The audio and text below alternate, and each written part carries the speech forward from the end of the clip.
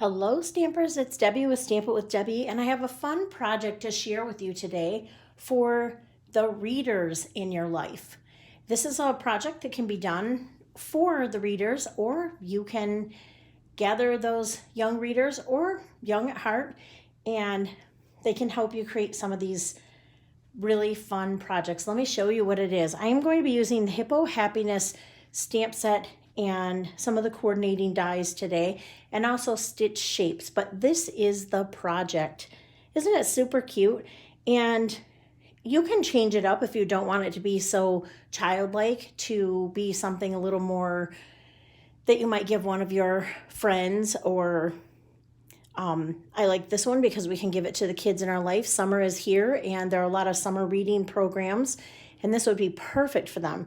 So first of all, you're sending them a card just to say, thinking of you, have a good day, I love you. But look at this. This piece comes off, and this right here is actually a bookmark. And how this works is you just put it right on the corner of the last page that you read and close the book. Now, I don't use dimensionals or anything on this piece because I want to make sure that it's not going to bulk up the pages in the book too much. And then, of course, this just slides right back in here. And there's a slit in the front of the card. And that's how you can mail it. It won't take any extra postage or anything. So let me show you how to create this bookmark. I'm going to start with a piece of Coastal Cabana, and this is 8.5 by 5.5. I also need a piece of coordinating designer paper, and that's 4 by 5.25. I need a piece of Whisper White for the greeting here that's cut at 3/4 of an inch by 4. And then I cut 2 squares from the stitched shapes, and those are the second from the largest die shape. And then because I didn't want to make you watch me stamp and cut and everything else, this little unicorn, which I did stamp the little unicorn from this. And then again, the Hippo and Friends has a coordinating die for the unicorn here, the hippo, the little sheep, balloon, and lots of things. If you haven't heard me say it already, this is a great set to have because of these shape dies here that are going to be great for putting your greetings and other things on your cards with. So that's what we need for this. Now, I'm going to put the actual card base away for just a second. We're going to focus on creating the bookmark. Now, I did measure this piece, and it's about 2 1/8. So I'm going to give you a couple tips on how to create this if you want to make it a different size, if you have a different square. Now mine's 2 1/8, so I rounded it to 2 1/4. So what you need to do is take this square and you're going to double it. So I'm going to round mine to 2 1/4. I'm going to add 1/4 of an inch, so that makes it 2 1/2.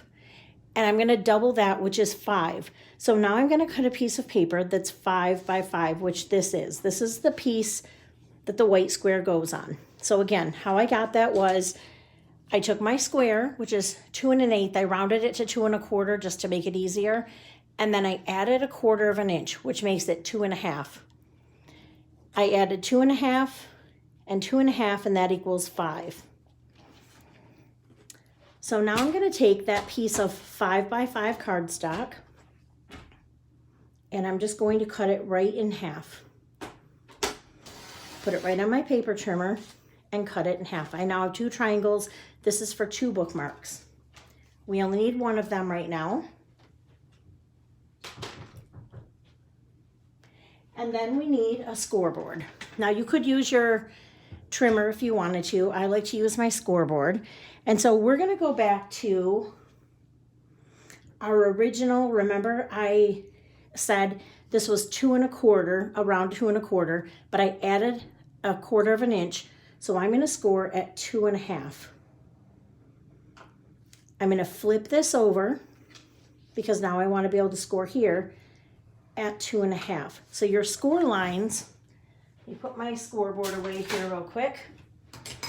Your score lines should match up in this corner. That's how you know that you have measured right and scored right. So then we're just going to fold this in, and this is going to end up being the back of our bookmark.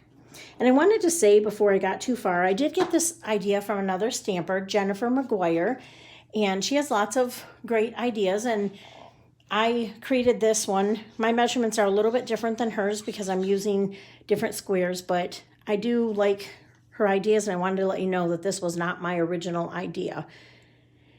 So I put adhesive on the back of my first square, and I'm just going to put it right on there. Now it's important when you get ready to put your next square on that you make sure that your flap is in the correct orientation. You want it to be able to go on that top corner. So I wanted to stamp a little bit on this corner before I put it on my cardstock. And I'm just going to put right in the corner, "You are special." So every time my reader reads their book, they can know I'm thinking of them. Now on the back where we put this, you could write a little note if you wanted to. And now I want to put my little unicorn on here, and I'm going to glue it. I normally would use dimensionals, but again, I don't want to make it pop off the page too much because I want the book to be able to close without damaging the book. So I'm just going to glue that right on there. Now again, I'm checking the orientation. This is the part that's going to slip over the corner of the page. And then I'm just going to glue that down again.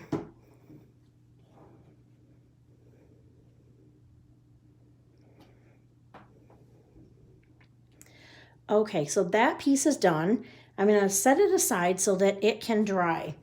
Now I'm going to stamp this piece, and I'm just going to put the same thing, just fluttering by to say hi. And I'm going to use Coastal Cabana ink.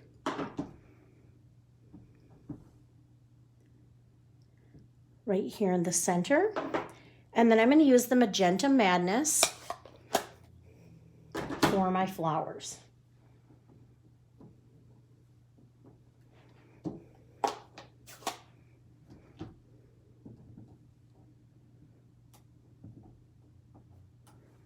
And just put a couple flowers on there just to brighten it up a little bit.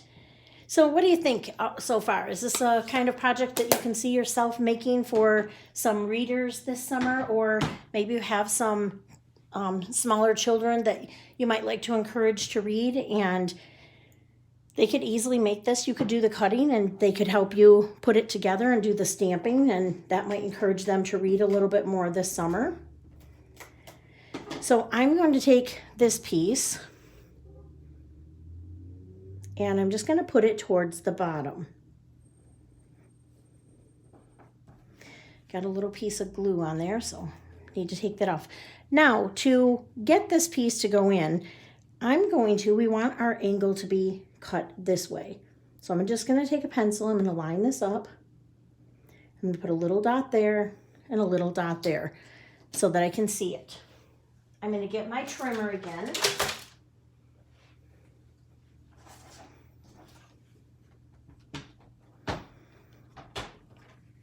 And I'm going to line those dots up. Just kind of rough. Make sure that here's the cutting edge right here. And so you want, there's dot number 1 and here's dot number 2. And then you're just going to take the cutting blade and kind of eyeball it. Every cutter trimmer is a little bit different. And I'm going to bring it down to that next dot. Now, if you don't have a trimmer, you could use an X-Acto knife. Just draw those little dots right on there.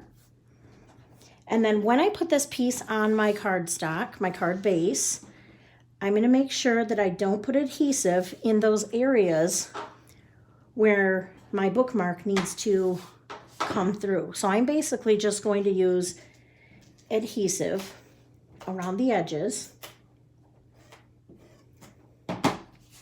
and then go ahead and put that right on the front of the card. And then this is where our card can go in. I've erased the little dots, and there's my card. What do you think? I really love this stamp set. It's turned out to be super fun, and as I said, the coordinating dies are going to be very useful in all of my stamping projects for 3D projects or card projects.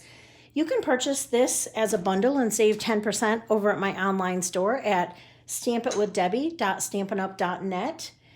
And if you're finding me on YouTube right now, you can find me on Facebook at facebook.com/stampitwithdebbie. I hope that you like these projects. If you do, don't forget to hit the subscribe button below and leave a comment and give me a thumbs up. Thanks so much for stopping by today, and I hope to see you again real soon.